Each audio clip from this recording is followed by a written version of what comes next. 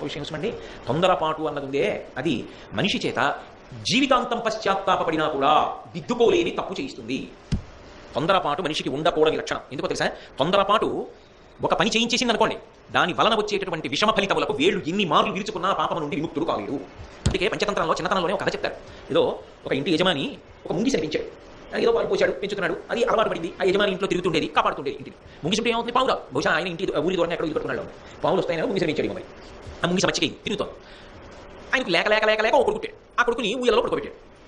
ఊయల అంటే పూర్వం కొయ్య ఉయ్యాలు ఉండేవి. ఆ రెండు వైపులా కొయ్య పలకలు ఉండి దానికి మధ్యలో ఊయలు ఊగుతుంది.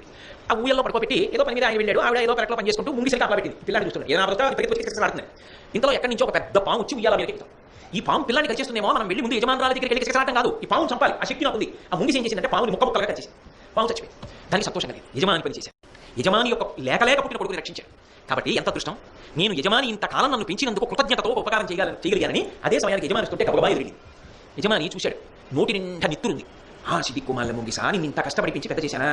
ఇంటిలో యజమానురాలు లేదా పెరట్లో ఉందా? నిన్ను నమ్మి వీధిలోకి వెళ్ళానా?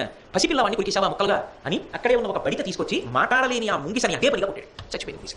చచ్చిపోయిన తర్వాత కర్ర విషయంలో వారేసి ఉయ్యాల దగ్గరికి వెళ్ళాడు. ముక్కలు కింద పడిపోయిన పాము ఆడుకుంటున్న పిల్లాడు కనిపించాడు. ఎంత బాధపడితే ముంగిస బతుకుతుంది?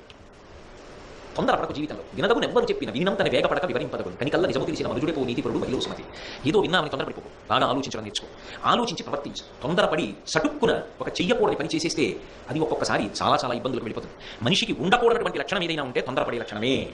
అస్సలు మనిషి ప్రయత్నపూర్వకంగా జాగ్రత్తతో అలవాటు చేసుకోవాల్సింది తొందరపడకుండా ఉండడం. అది పుష్కలంగా ఉన్నది దుర్యోధనానికే. చాలా తొందరపడిపోతావు. యుక్తాయుక్త విచక్షణ లేకుండా నా అంతవాణ్ణి నేనన్న అహంకారం నుంచి తొందరపాటుతనం వస్తుంది. వాళ్ళకేం తెలుసు? తెలిసిందంతా నాకే అన్న భావన నుంచి తొందరపాటుతనం. అందుకుని తొందరపాటు పనులు చేస్తావు అని మళ్ళీ ప్రత్యేకంగా చెప్పాలా? అక్కర్లేదు. కానీ వాళ్ళ గురించి చెప్తున్నాడు. కరియంగా బాల నీర్తురిట్లు. తొందరపడే లక్షణం ఉందా అసలు? ధర్మరాజు కానీ ఆయన సోదరులకు కానీ వాళ్ళ తొందరపడగా. తొందరపాటుతనం లేనివాడు ఆలోచిస్తాడు. ఆలోచించిన వాడు ఇలా రాడు. ఆలోచించి వచ్చాడంటే అయిపోయింది కాదు.